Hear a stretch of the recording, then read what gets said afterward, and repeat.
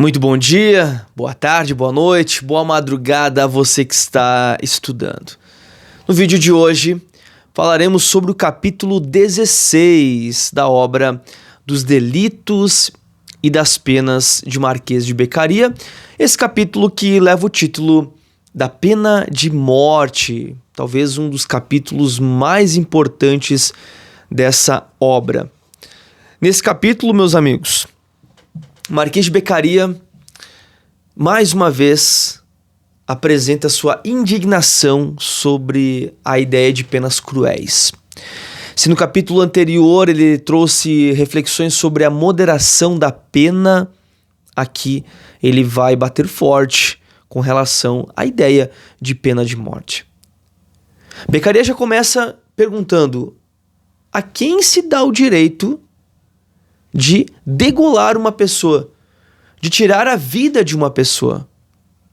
Ora, se a sociedade entrega parcela de sua liberdade para que o Estado cuide, e aqui vem a ideia de contrato social de Rousseau,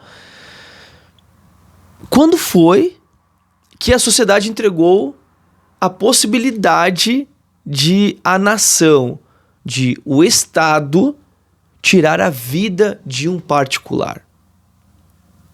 Beccaria fala que não tem como a ideia de pena de morte ser, como assim poderíamos dizer, aceita pelo direito. Não há forma de o direito poder conceber a ideia de pena de morte. Segundo Beccaria, é mais útil uma pena privativa de liberdade, porém de longa duração, do que uma pena de morte de curtíssima duração. Ao menos para fins de exemplo para a sociedade, para que a sociedade não venha a ter a ideia, o interesse de cometer novos delitos. E Beccaria fala, em lugar nenhum no mundo os delitos diminuíram porque existiu alguma lei prevendo pena de morte. Em lugar nenhum do mundo, ao menos naquela época, claro, né? Ao menos em lugar algum do mundo, há dados em que determinado crime, cuja pena seria a pena de morte, diminuiu a reincidência ou a incidência desses crimes naquele local, pura e simplesmente porque existia a pena de morte.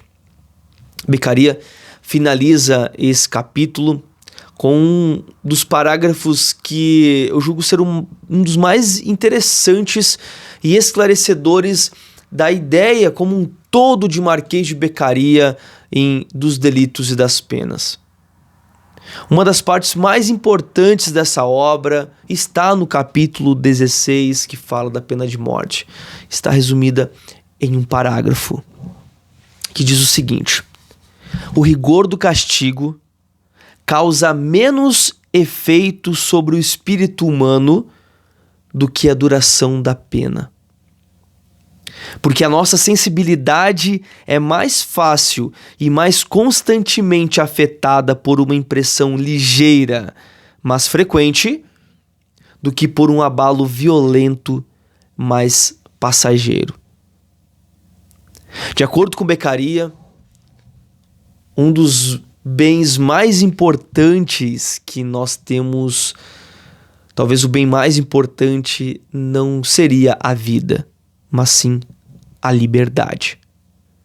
E quebrar com a liberdade de alguém, ou impedir a liberdade de alguém por um período mais longo, na visão de Beccaria, seria mais exemplar para a sociedade do que uma ideia de corte na carne, que seria a pena de morte. Rápida, ligeira, mas que a longo prazo não teria os mesmos efeitos do que uma pena privativa de liberdade duradoura, eficaz, eficiente, que traria o exemplo para a sociedade de que a lei existia, ou a lei existe, e ela é aplicada com rigor. Um excelente capítulo, o capítulo 16 dessa obra é um dos principais capítulos e é importante a gente saber como Beccaria pensava à época a ideia de pena de morte. Espero que você tenha compreendido. Um grande abraço e bons estudos.